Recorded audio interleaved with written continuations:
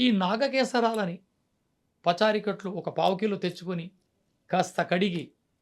ఎండించి, దంచి, వస్త్రగాళితం పట్టి, ఒక కంటైనర్‌లో భద్రపరుచుకొని, అమ్మాయి బహిష్ట అయిన 5వ రోజు నుంచి మూడేళ్ళకొచ్చే పరిమాణంలో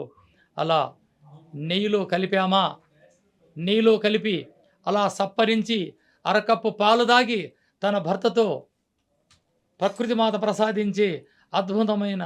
అశోక ముహూర్తం పెట్టుకొని మీరిద్దరూ భార్యాభర్తలు సంతోషంగా గడపడం మొదలుపెడితే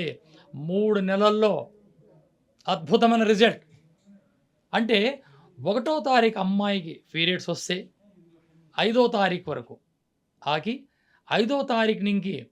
15వ తారీఖు వరకు దీన్ని మొదలుపెడితే, ఈ నెలలో 10 రోజులు, 2 నెలల్లో 10 రోజులు,